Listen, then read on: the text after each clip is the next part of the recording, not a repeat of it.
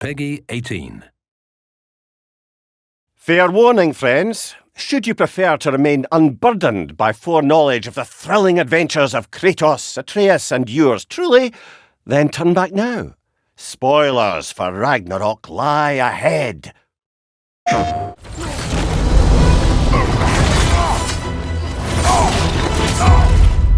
A big part of the inspiration for this scene, at least the emotional through line of the scene, is it taps into some of the fears that we have as parents.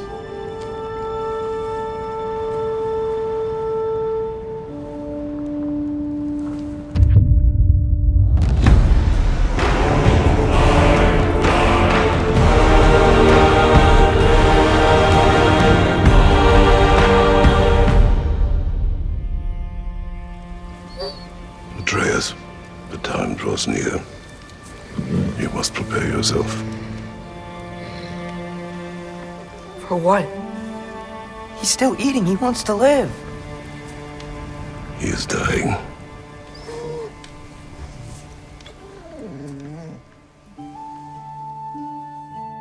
I'm Matt Sophis, I'm the narrative director on God of War Ragnarok. Hi, my name is Estelle Tigani, and I'm the cinematics producer on God of War Ragnarok. My name is Rona Velasquez. I am the animation director on God of War Ragnarok. Hi, my name is Erica Pinto, and I'm the lead narrative animator on God of War Ragnarok. It's my job to work with a cross-disciplinary group of really talented people to set the course, try to keep it on track, and then get out of the way to let people be great at their jobs.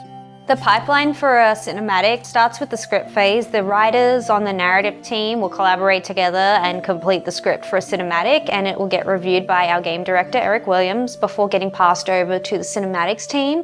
My job on the cinematics team is to help guide the cinematics through the pipeline, track tasks, make sure everything is on schedule and on time. I work very closely with many departments, including our visual arts service group and our cinematic arts group, and we work closely with them to develop the staging, the previs of our cinematics, and we go to the mocap shoots. My role in God of War Ragnarok was to oversee all the animation direction across the entirety of the game.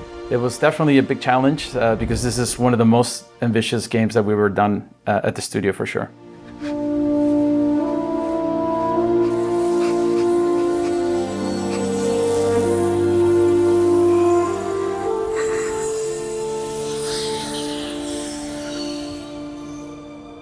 Today we're going to be taking a look at one of the cinematics in our game, one that we called Fenrir Returns. Kratos and Atreus have traveled to Helheim to fix a mistake that Atreus made while working for Odin. He ended up freeing Garm, the Hound of Hell. It led to a massive fight, and they ended up having to put Garm down. But they didn't do it in the conventional way that you'd expect from God of War. They didn't just kill Garm. Atreus ended up using a soul that was trapped in his knife. Please work, please work, please work! I'm sorry! We opted not to go with storyboards most of the time. The reason why is we have a no-cut camera. Storyboards are really good at showing between each cut, close, far away, but the hard work is mostly in how that no-cut camera is going to move around the scene. So instead we opt for Scene Bible or our pre-visualization phase. On the last project, we discovered that previs was easiest to do when we were all together, able to shoot live action reference or get into mocap suits and shoot on stage. During COVID, we were all stuck at home. What we ended up doing was going back to more traditional previs where we would work directly in Maya. It took a lot more iteration and experimentation to make sure we got the timing where we thought it would be realistic when we got to the stage. One of the big moments in this scene is to see what happens to Garm, and we encounter him inside this cave. And the way that it's been set up, the lighting, the mood, the way that the camera is kind of creeping behind Atreus as he's creeping up on Fenrir is meant to communicate this sense of uneasiness and uncertainty about how this is going to go. You're okay. As Atreus approaches the cave, he's really hoping that the soul that Angerboda told him was in his knife was Fenrir's. He didn't know for sure. Sorry I hurt you. It's over now. I promise. So the biggest challenge for this scene was to really get the sense of that change of personality. So at first, you just finish this giant battle against Garm, and you're not quite sure if it's still a threat. This is why we chose to place him in that cave, you know, make it a little bit of like, oh, is he gonna leap out? Is he gonna attack us again? And of course, you know, Atreus kind of recognizing him and kind of knowing his own pet, he's the one that kind of figures it out first. Slowly you see that transformation, that transition into Fenrir. Fen? Are you?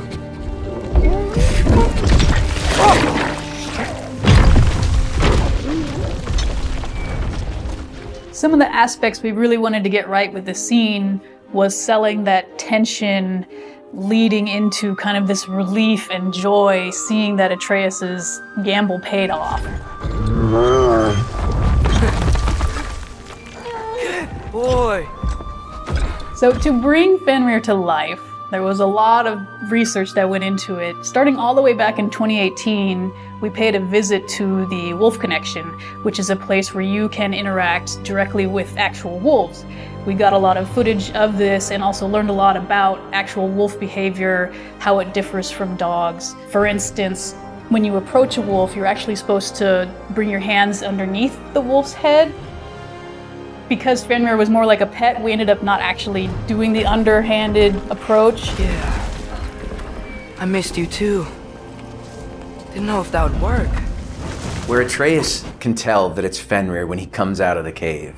This is the stretch of the scene where Kratos is realizing it himself. We did it. Working with the actors on stage, obviously we didn't have a giant 20-foot wolf. So what we had to do is we had to have the actors interact with a puppet. In this case, we actually had two puppeteers. We had someone holding a giant pad on a pole to represent kind of the scale of the dog that the actors could go up and work with. But for the camera view, we had this little virtual prop that could show on the screen the giant wolf, and then we would tilt it, and then the camera operator could see where is the giant wolf. My favorite bit of this part of the scene is, of course, Kratos just simply saying, sit. Sit. And then immediately sits down with no hesitation. Even the camera is getting into the action. You hear the audio of the big kaboom, like a little earthquake. The camera and the staging was able to really capture them as a family unit. Tilting upwards to show such a large creature, but also keeping that focus on these two characters that are having a very intimate conversation between Kratos and Atreus. And I think this is a really important moment because you've got that dog in the background that's kind of offsetting this more serious conversation. If you look, you'll see that Fenrir is just kind of like ping-ponging between them, which animals do.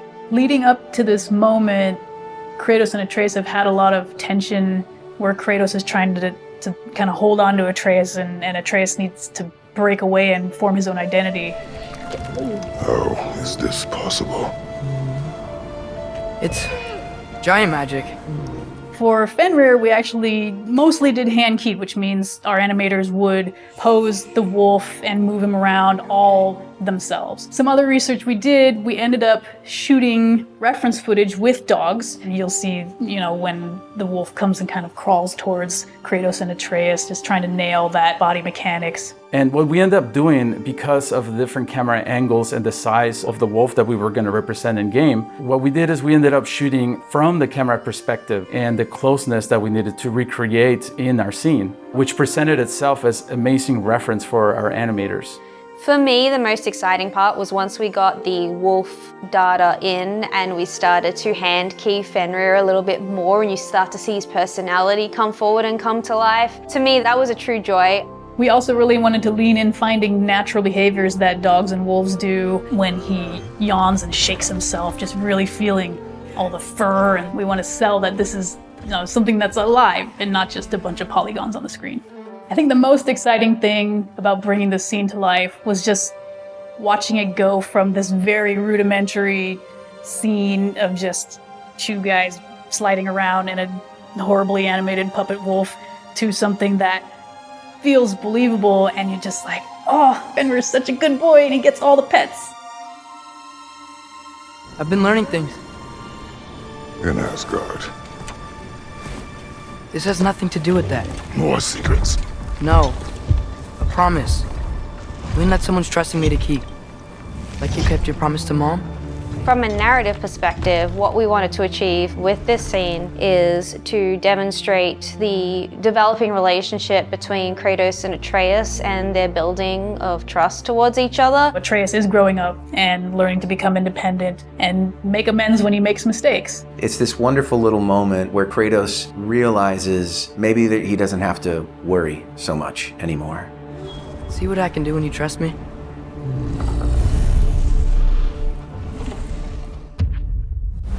Thank you for joining us as we broke down Fenrir Returns, one of many, many cinematics in God of War Ragnarok.